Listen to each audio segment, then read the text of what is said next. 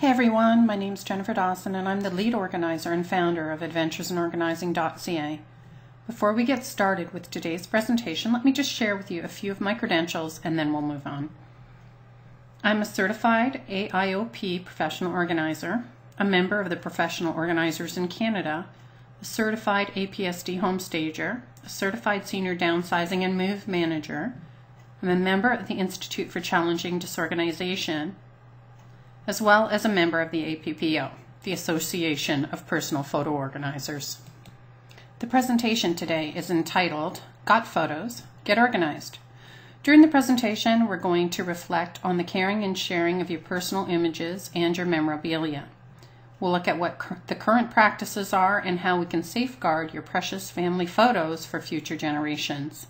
Let's get started. Last year, in an effort to illustrate the volume of photos posted to the web each day, Dutch artist Eric Kessels created an exhibition that consisted of every single photo posted on Flickr within a 24-hour period. The result? A ceiling-high stack of over 1 million photos that required multiple rooms to hold. Kessels said, "We're exposed to an overload of images nowadays, and by printing all the images uploaded within a 24-hour period, I visualize the feeling of drowning in representations of other people's experiences. If you find this image amazing, consider that Flickr represents only a small percentage of total online photo uploads. Facebook is now the top photo sharing site and currently boasts over 250 million photo uploads every day. In fact, on January 1st of 2010, over 3 times that amount were shared to the site. Recent estimates have Facebook's total photo collection weighing in at a staggering 140 billion photos. That's over 10,000 times larger than the Library of Congress. And just to give you a sense of how many photos that represents, if we were to lay that many 4x6 prints side by side, they would stretch 53 times around the globe. That's a lot of photos. During this presentation, we're going to take a look at this new face of photography and examine how technology has impacted the way we capture and use our photos. We'll explore why we take photos in the first place and talk about some of the challenges we face when it comes to managing them. Finally, we'll talk about solutions for sharing and caring for our photos. It might just give you the push you need to make 2013 the year you finally get those photos organized and back into your life. Things have certainly changed in the world of personal photography. In 2 minutes, likely less time than I've been speaking with you, the world has snapped as many photos as the whole of humanity took in the 1800s. Beginning with the introduction of the Kodak Brownie in 1901, the 20th century was the golden age of analog photography, peaking at an amazing 85 billion physical photos in the year 2000. But as we all know, things changed dramatically with the introduction of the digital camera. When the first digital camera shipped in 1997, critics predicted this new technology wouldn't succeed because there was simply nothing wrong with film photography. How many of you film lovers felt the same way? What we didn't realize at the time was that there was something fundamentally wrong with our film cameras, at least from today's perspective. Can you guess what that was? Exactly. You couldn't see the picture until the film was developed. Do you remember the process we had to go through to see those prints?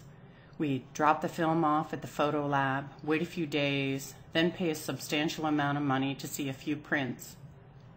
Many of us paid the extra fee for the 1-hour service, but usually didn't make it back to pick up the order for another week. It was only when we opened up that envelope on the way to the car that we finally discovered whether or not we'd captured that Kodak moment. And if we hadn't,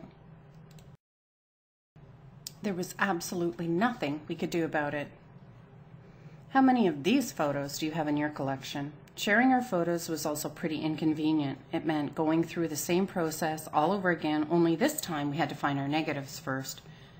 And once we had our expensive reprints in hand, we would either deliver them in person or send our precious photos via snail mail, maybe even registered mail, just to make sure they got there.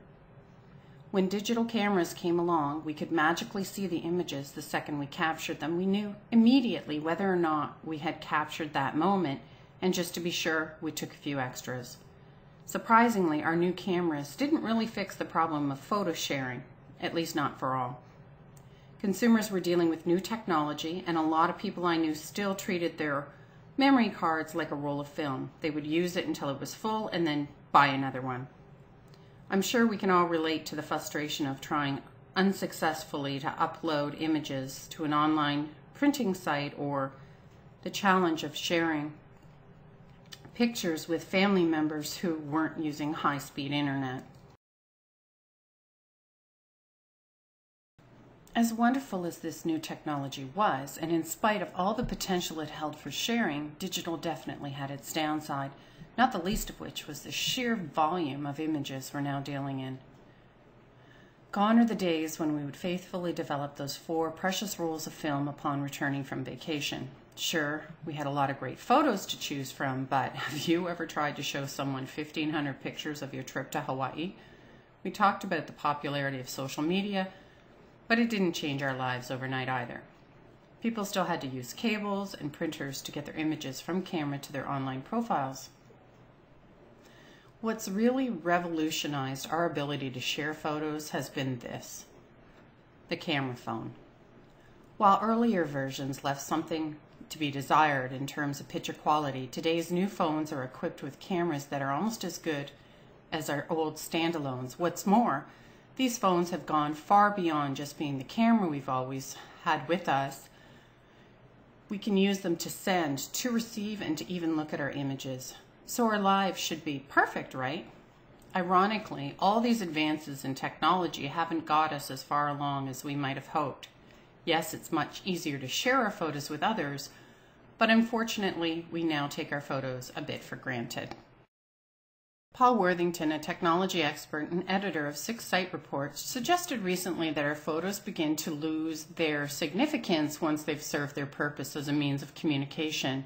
He cites studies that have shown people actually value their most recent photos more than the older ones, and that the value drops off rapidly within weeks, if not days, after the photo is taken.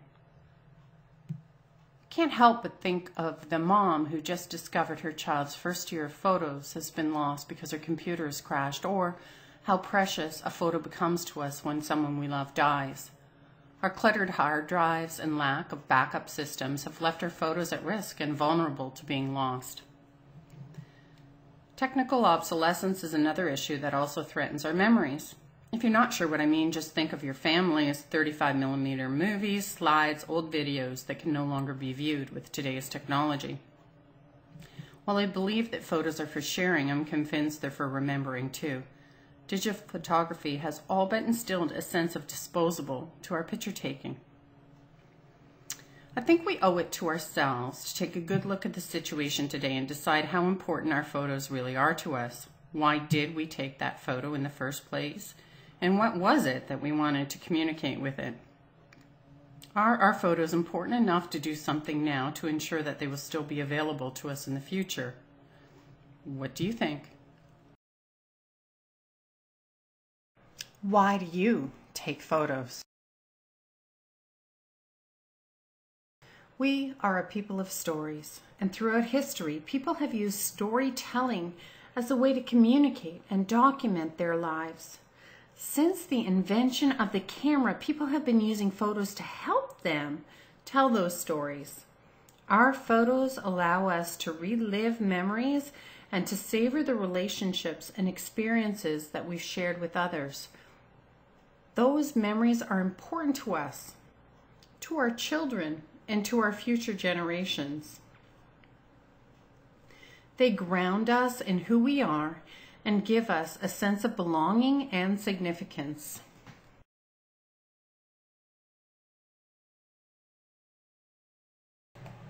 But where do we start? Unfortunately, our lack of skills and knowledge about how to deal with the problem, along with our ever-present time restraints, has resulted in the task of photo management being given a very low priority in our lives, and we've only just begun talking digital images. How many people here still have boxes of printed photos stored somewhere in your home? How about family movies and slides? Does anybody have memorabilia saved from years of travel or stacks of children's artwork that you just can't bring yourself to part with? I'm here to provide simple solutions to help you get started. For me, my mother passed away when I was 19 years old, and she left behind boxes and boxes of photos of her as a young girl, as a teen, hanging out with her sister and her cousin. They're having all kinds of fun, but there was no messages with those photos, no context, no story for those photos. So all I have is a box of pictures with no history behind them. So for me, I really feel heartbroken that my children don't get to share in my mother's history. It's lost. She did not document, she did not journal her history for her children or her grandchildren, and now I believe my job is to ensure that other families are able to maintain that history. This is one of the reasons that I joined the Association of Personal Photo Organizers. I wanted to help ensure that others didn't lose their family history like I did. I want to make sure that my clients, whether I help seniors downsize or I help families manage their photos, that we can capture and maintain that family history, that lifelong memory, so it doesn't go missing for the next generation. My children want to know about their grandmother, but I don't have the stories to share with them. Of course I have some memories, but I don't have my mother's actual stories. One of the things Adventures in Organizing can do for you is that we have the ability to have a professional writer interview your family members and document your stories. If your family members are unable to write down their stories or don't seem to have the time, we can do that for you. Just contact us and we'll hook you up with this amazing personalized service. We tell your stories. A photo organizer is an independent business owner who specializes in helping people manage their photos. We help clients to organize printed and digital photo collections, install backup systems, create photo books and albums, and scan and digitize slides and other obsolete media. We also offer ideas and suggestions for ways to display and share those photos as well. Most importantly, photo organizers share a sincere interest in and a passion for helping others tell their stories. Hiring a photo organizer is much like hiring an interior decorator or a personal trainer. We're here to help ensure that you accomplish your goals, and we'll work with you to develop a plan based on your needs and your budget. Having a plan brings a sense of relief and reassurance, even if it is a project that will gradually be completed over time. As I mentioned at the beginning of the presentation, I'm a member of the Association of Personal Photo Organizers. APPO is a marketing and training organization comprised of independent business owners who offer personalized one-on-one photo management services. One of the unique advantages of being a member is the opportunity we have for training through the APPO certification program. Our photo organizers adhere to a code of ethics, and we're all well trained to serve your needs. You can feel confident that your photos are in good hands when you hire an APPO certified photo organizer. To learn more about the association, visit www.appo.org, or you can contact me at www.adventuresinorganizing.ca. Thanks for listening.